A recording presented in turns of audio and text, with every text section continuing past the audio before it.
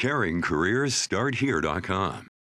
Providing connections to the lives of aging Minnesotans by helping people discover careers in caregiving. More information at CaringCareersStartHere.com. I can't even imagine our lives without Josh. Ideally, my caregivers wouldn't be my parents. As Joshua has gotten older, unfortunately, a lot of our life is things we've given up. We can be bitter about it, but it won't help anything, so we have to figure out how to manage it. Because of Josh's physical needs and Jeff's increasing physical needs, my concern is that I'll end up having to choose who I'm going to take care of and who's going to have to leave, because we've got to figure out where everybody's going to live.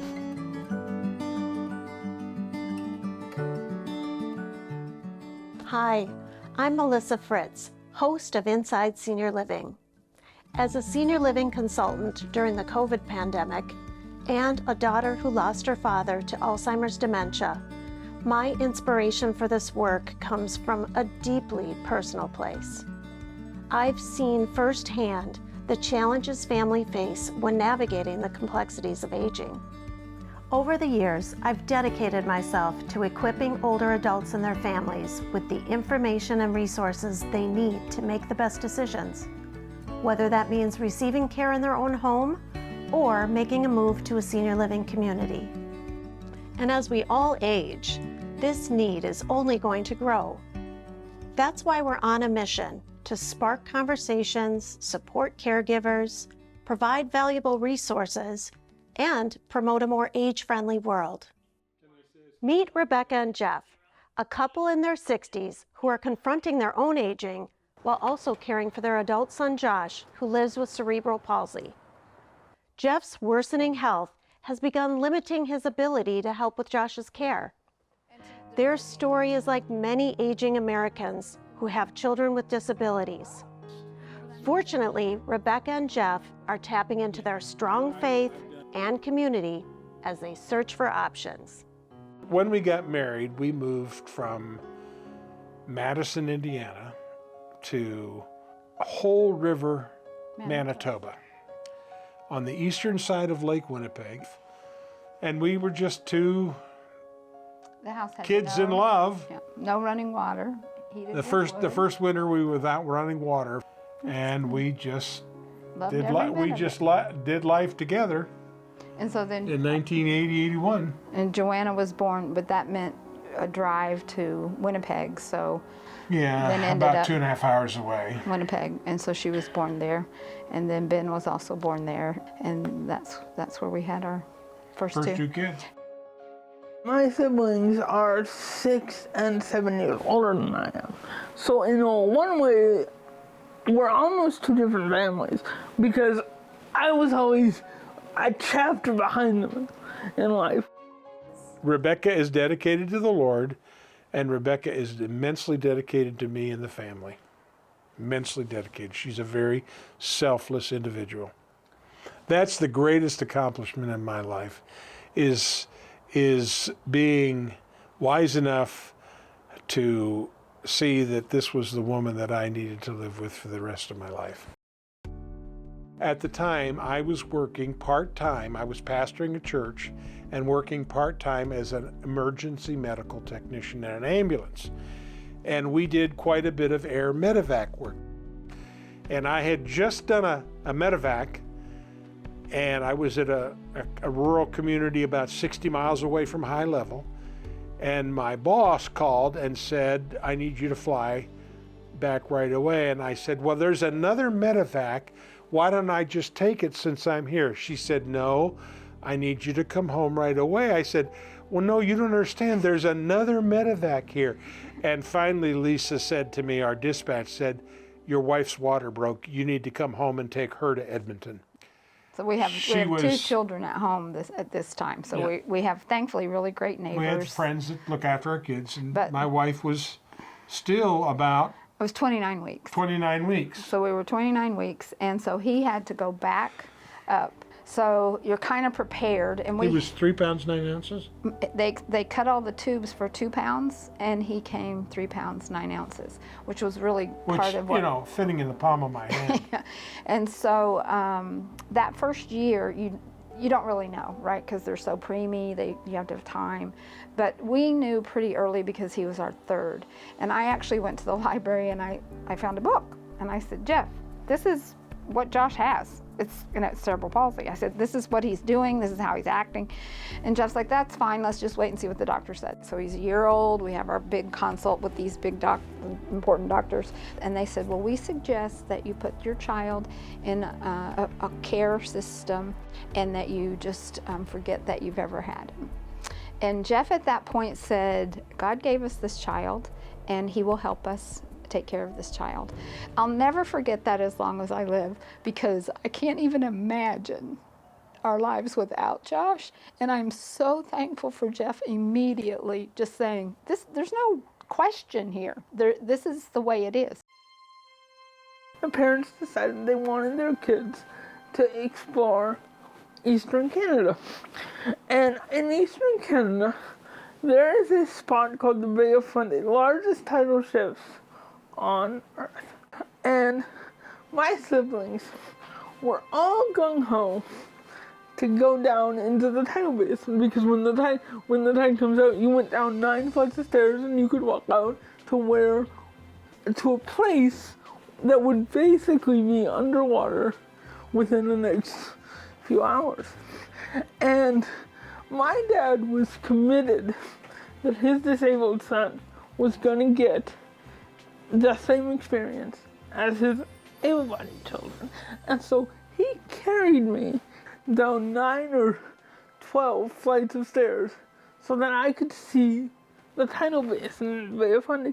And looking back on that may look like a small thing, but so many disabled people live small lives, live narrow lives, live truncated lives. And that was an area where my dad sacrificed his body, he sacrificed his own well-being, he sacrificed his comfort, just so I could have the same experience as my siblings. Everything we do, we have to think about, how will this impact Joshua? We knew by the time Joshua was a year old, we need to move out of high-level Alberta. It's just too far to drive. And at the time I was thinking about going back to school, and we looked around and we decided on Windsor, Ontario, because there was good services there and I could drive across the Ambassador Bridge and work on my degree. We wanted to stay in Canada because Canada we wouldn't have had health care in the States. But every time we've moved since then, there's always the question, how would this move impact Joshua? And can we care for Joshua? Now, when he was smaller, it was obviously much easier simply because we could physically lift him. After meeting Rebecca and Jeff, it's clear how much they care for their son, Josh. But they can't do everything alone. Rebecca's biggest fear is that Josh won't have the help he needs, particularly with the current shortage of home health care workers. The fear of Josh not being taken care of properly, carefully, because neglect is such a huge concern and problem for people in care situations. So when I reach out to an organization that provides services, I'll often get, your son's needs are so high we cannot care for him. And so I told Jeff one day, I go, I wish I could say that. His needs are so high I can't care for him. Will you help us? So that's the journey right now, is that the service providers, the agencies, either don't accept new clients or they're not able to meet the needs of the clients. The workforce challenges in our long-term care profession are significant. We always have been a profession that has been challenged to find workers. The COVID pandemic just completely deflated our workforce. We lost over 130,000 workers in long-term care across the nation. We've had some recovery, but it's slow. And the demographics just show us there just are not the people. And so that puts more stress and more responsibility on those informal caregivers, those folks that aren't necessarily the paid workers. Ideally, my caregivers wouldn't be my parents. No adult in their 60s should be tasked with full-time caregiving. But in a lot of ways, my parents are still my caregivers. Now, I do have guys that come in most of the time. Right now, I have guys that cover mornings and evenings. I don't have guys for overnights, and I don't have guys for weekends. Because the job of disabled caregiver appeals to people who are in transition, I only get the average caregiver for about 6 months. And then once PCA says this is my end date, it'll take me anywhere from a month to 3 months, even longer in the case of the pandemic, to find someone who can actually do the job. So it really is, you use the guys you can for as long as you can. I mean, I'd love to say that I have a full productive life, but it's very, very dependent on the quality of guys that I have. You know, there was a time when I could turn away caregivers who didn't speak English or who weren't respectful. But because my parents could take up the slack. But as both my career has expanded and as their own physical capacity has diminished, I'm not able to be picky, despite all our best efforts, despite unconscionable sacrifices, both in time and in money and in health. My parents, my health has been put at risk because of the caregiver shortage. While finding care providers for Josh is a constant challenge, Jeff's health is another concern. Managing his severe diabetes adds yet another layer to the responsibilities Rebecca takes on each day. We were going to cut wood today as part of this, because I like to cut wood. But I'm not cutting any wood for a while until my foot heals up because of my diabetes. 3 weeks ago, I made a trip to Alaska, my first time. I've been battling a foot infection, which I thought that I had mastered, but all the walking around, it got worse. So that when I got back on Thursday, I needed to make an appointment with my podiatrist. By Saturday, my foot was in pain. I went to the urgent care thinking I would just get a prescription for an antibiotic. They said, no, it's probably into the bone. We need you to admit you to a hospital for IV antibiotics. The long and the short of it is, the next Tuesday, I ended up having my left pinky toe amputated. The benefit to being in the hospital, I was in the hospital from Saturday to Thursday, was that in the hospital they had a hard time regulating my sugar. And so I spoke to diabetic people, I spoke to doctors, and I have gotten a continuous glucose monitor now, which I'm starting to use. And we are being more aggressive in my use of insulin. And so we're trying to aggressively manage my diabetes. If it took losing a little toe to get the diabetes figured out, we're very, very thankful, because in the long run, that's critical. For the person with type 2 diabetes, watching their blood sugar is going to be really important. I've heard it said that not monitoring your blood sugar if you have type 2 diabetes is kind of like driving your car without the speedometer. You have no idea how fast you're going. You have no idea where you're at. So monitoring that blood sugar is so important. And they're going to need to make diet changes too, of course. Everything drives up your sugar. carbs turn to sugar, and sugar is your enemy when you're a diabetic. The two things that affect your diabetes are diet and exercise. But with my foot being infected, the exercise goes out the window. And then if you sit around, you atrophy, your strength actually diminishes because you're not doing the things you're accustomed to doing, and all of a sudden you become less steady on your feet, you become weaker in getting up and things like that, and you say, well, how did I lose this ability? And it's because of the impact of diabetes. And of course, the biggest thing that weighs upon us is care for Joshua when we can't do that anymore. And so when things like this happen with my foot, that just makes Joshua's care more complex, because now I can't help Rebecca to the extent that I want to help her. Now, to Rebecca's credit, she does a great job, and she's done a good job helping me take care of my foot and take care of Joshua and even plan meals that are diabetic friendly, but she gets weary. You may dial it at any time. But the conversation between us often is, do you recognize that you're not able to do this anymore? And that process right there takes a little bit of time.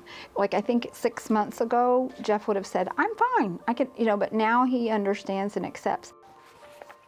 I'm always looking for new resources. There's a resource called Disability Hub that you can go to, and they're great, but nobody is able to actually take your information and input it somewhere and then spit out the resources. Now that we're seniors, I'm realizing there's other things out there. It's like going on Medicare. We realized, oh, and now I can have silver sneakers. I always say it's a puzzle, and we're trying to, and so we have a new puzzle piece with our aging to try to find. We try to need to find new puzzle pieces. Okay. So have you reached out to Senior Linkage? No, I have not. So you're going to get referrals, provider resources, and then there's another tab for additional resources. Sure, that's really cool. Yeah. Planning for the future and doing the necessary research can make a huge difference, especially when dealing with complex caregiving situations like theirs. So we know older adults want to most often, stay at home and live in their community, in their neighborhood, with the people that surround them, who they care about and care about them, and where they're familiar, right? So it's just what we all want often as we grow older.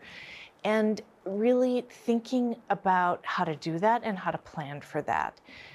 Really important to plan early, right? And to get input on that plan and to share that plan. So we all might make assumptions about who's going to care for us, but we certainly better have conversations with the family members or friends or neighbors, or even the organizations that we might turn to. So reaching out really early to discuss a plan and formulate a plan would be really important. We just recently redid our wills so that our assets can be used by Joshua without affecting his services. I mean, nobody wants to talk about the day when both parents are gone.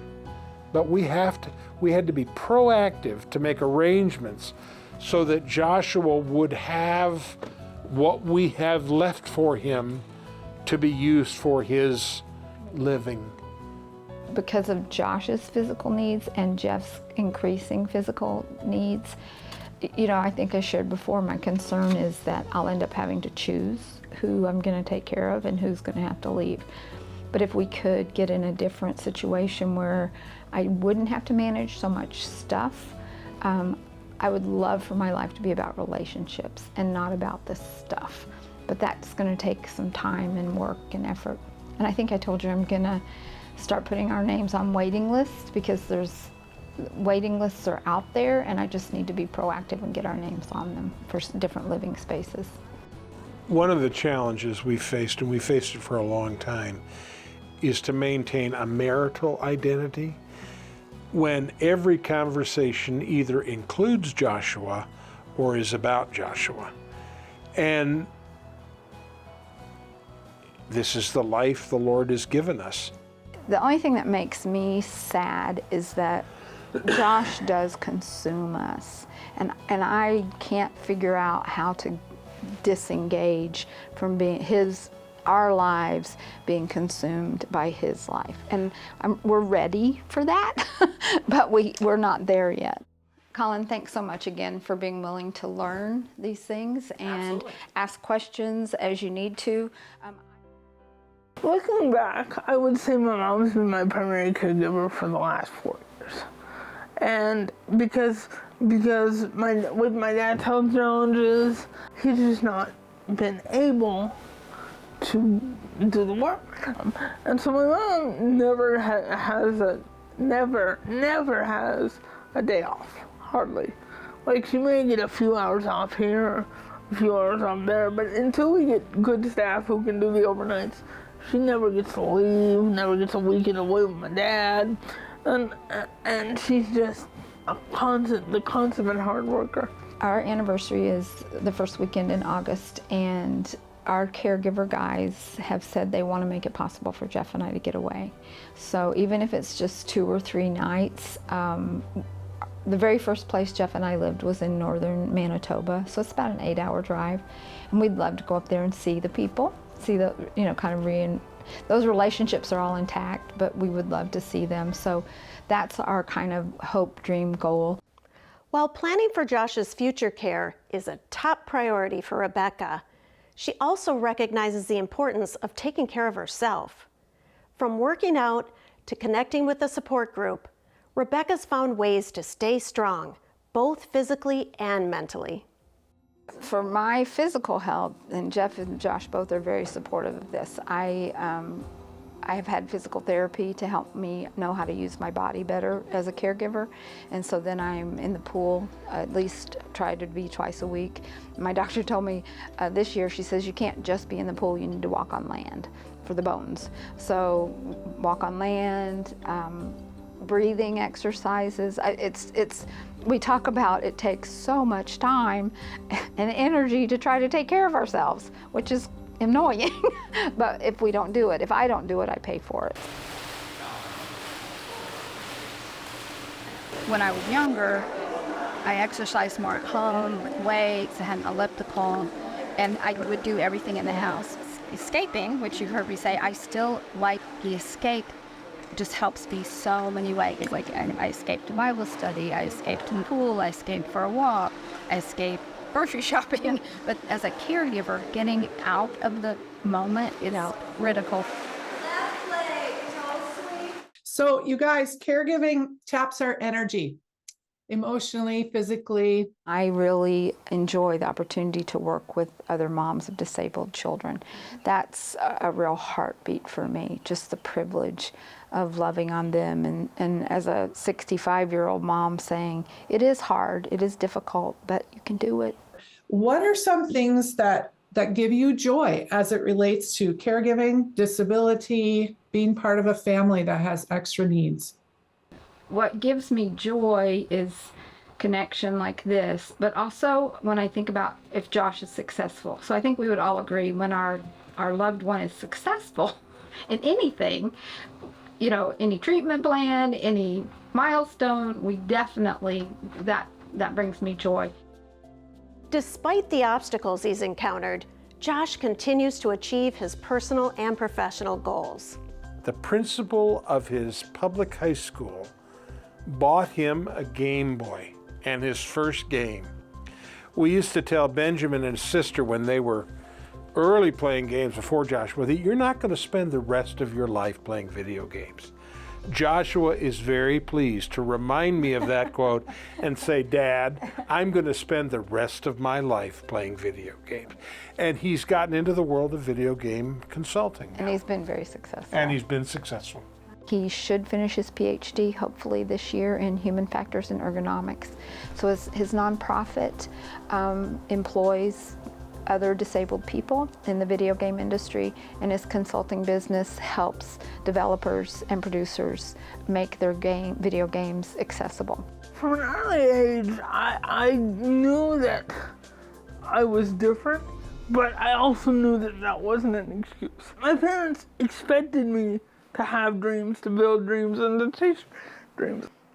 There's no such thing as a typical day for me or for anyone else with a severe disability. You do each day what your body allows. Pain is inevitable with disability. And if you let it, it can be more disabling than any medical condition.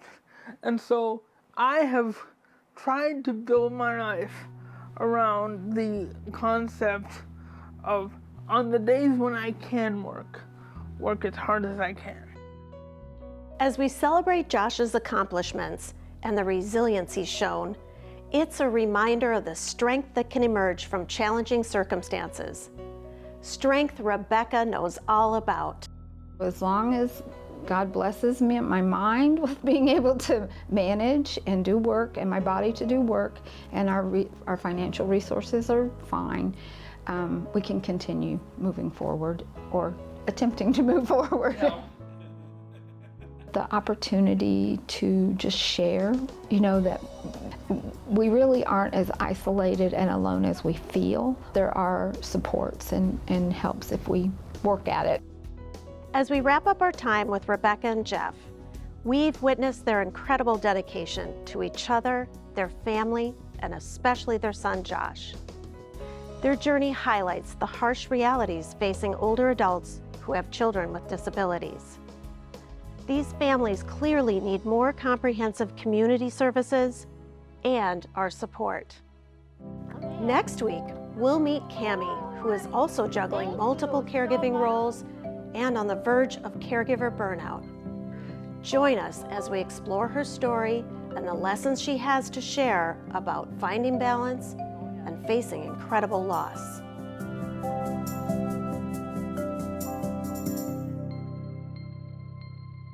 Production of Inside Senior Living is made possible by Eldermark Senior Living Software, Helmuth & Johnson, Lotus Pharmacy, and Kickernick Gallery.